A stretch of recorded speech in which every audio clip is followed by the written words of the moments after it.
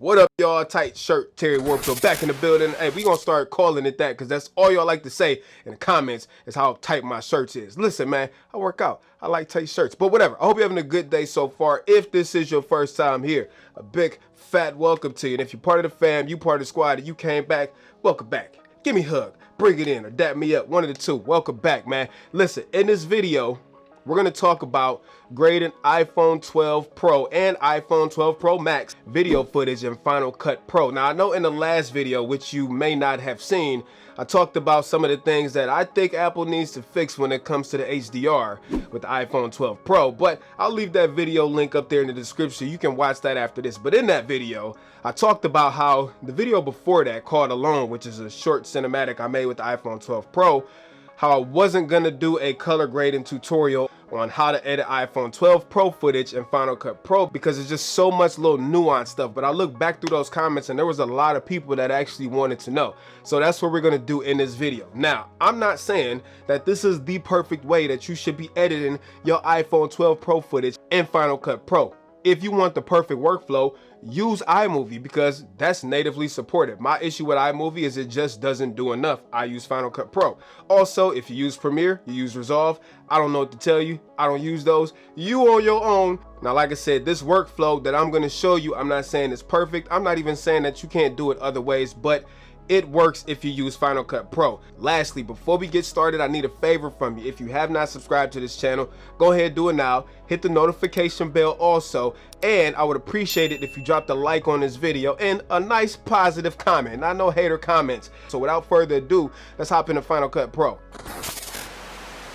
Alright, y'all, we got Final Cut Pro open and I gotta apologize to you real quick. My kids is upstairs eating, so they might be loud. So my bad if y'all hear them in the background. But like I said, I'm going to show you how to do this from start to finish. Now, I do recommend you follow this tutorial to the T because I've found if you skip some of these steps, it may not work out. You might be disappointed in the end. So follow these steps. So let's just go ahead and hop right into it.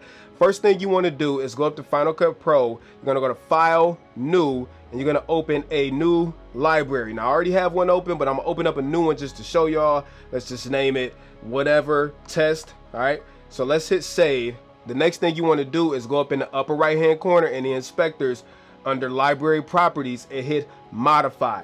Once you hit modify, you want to switch this to a wide gamut HDR workspace. So basically what that's going to allow you to do is view your HDR content and also edit your HDR content in an HDR workspace. Not getting too technical here, but just do this step, okay? Now, once you have this step done, the next thing you want to do, again, I already have a project open up. So the next thing you want to do is go to File, New, Project. And then once you have a new project open, you want to go right here and you want to switch your color space to wide gamut HDR Rec 2020 HLG. This part is super important because HLG is what the iPhone uses. HLG is meant for people to be able to watch in HDR if they have an HDR device, but for the people who don't have HDR, it's still meant to display correctly on their devices too. Then next thing you do is just import your iPhone footage. So I won't cover how to do that. If you're watching this video and you use Final Cut Pro, you probably know how to do that already, but I already have all of my clips already mapped out, music and everything is already put on it because I already uploaded this video.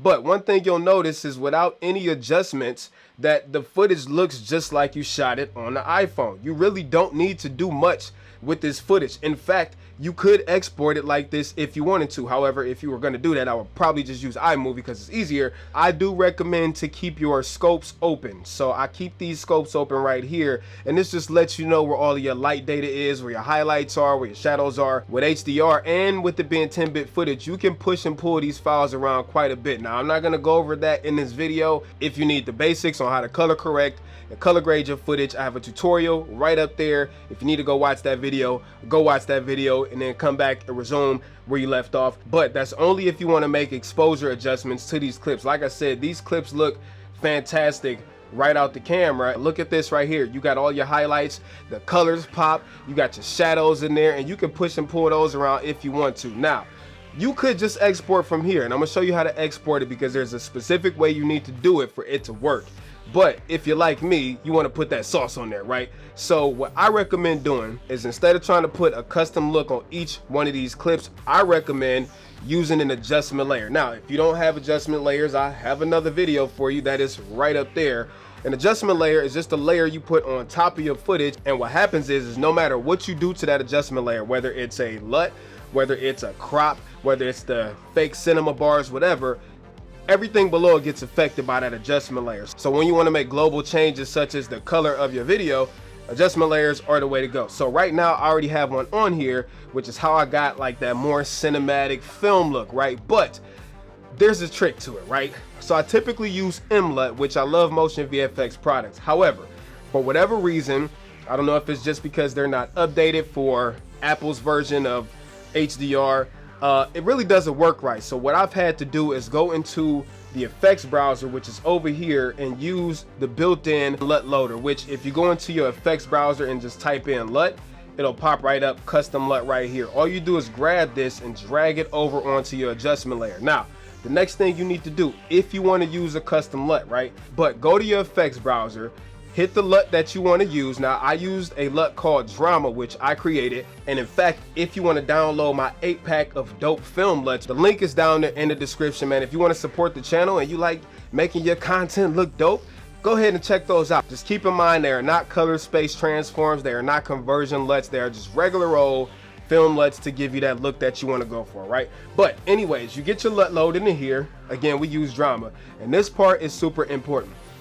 On input, it has to be Rec 2020 HLG. On output, it also has to be Rec 2020 HLG. Now, once you got your LUT selected, you can adjust the mix, and then boom, you got footage that looks like, some of these clips look like it was shot on a real mirrorless camera. That's how good the iPhone 12 video camera is, even though it does have some flaws, which I got a video about that too, which I think Apple needs to update because the iPhone 12 Pro does have some bugs in it with the HDR. I'll drop that video right up there. But neither here nor there. You got your video laid out, you got your sound, you got your look, you got all that stuff ready to go. For your end user to be able to see this as an HDR file, so if somebody's on their iPhone and they want to be able to watch it in HDR, you have to export this in HDR 10-bit. If you try to select like H.264, Final Cut will give you a pop-up like, hold up, bruh, you tripping. This needs to be exported in 10-bit. So you could use Compressor, you could use a bunch of other programs to export your footage. I'm just going to use what's built in the Final Cut Pro. So to export this video, what you need to do is go to File, you're going to go to Share, and then you're going to go to, we'll just pick Master File because I already have a couple presets set up. We'll go to Master File, right? And you need to set this to one of the Apple ProRes formats. I found that if you use Apple ProRes 422 Proxy, it still gives you amazing quality. It retains the 10-bit. However, I'll give you an example, right? If we go 422 HQ, look at the file size. That's 11 gigabytes for a 2-minute video. If we go with LT, that is 6 gigabytes. If we go with XQ, a whopping 24 gigabytes, 25 gigabytes for a 2-minute video. So just go with Proxy, okay? Switch it to Apple ProRes Proxy and then hit next. It'll render out, takes a little bit longer than normal, and then you export your new banger of a video to YouTube, and once YouTube gets done processing it, the end user will be able to watch your beautiful new iPhone 12 Pro video in HDR in all of its glory. And for people who don't have HDR devices, they can still watch it in SDR because YouTube automatically creates an 8-bit SDR copy of your video as well. You don't have to do anything special, and they could just watch it like normal. So that's how you grade iPhone 12 Pro footage in Final Cut Pro. Again, I'm not saying that this is the perfect way to do it. However, this workflow does work. And until we get an official update from Apple for Final Cut Pro, this is what I'm going to be doing for videos filmed with the iPhone 12 Pro. So I hope y'all found this video helpful. Let me know in the comments what you thought about this. If you thought it was helpful, don't forget to like, subscribe, drop comments. I'm going to be down in the comment section kicking it with y'all. I'm losing my voice. That's it. Peace and chicken grease. Till next time, I'm out, Terry Warfield. Peace.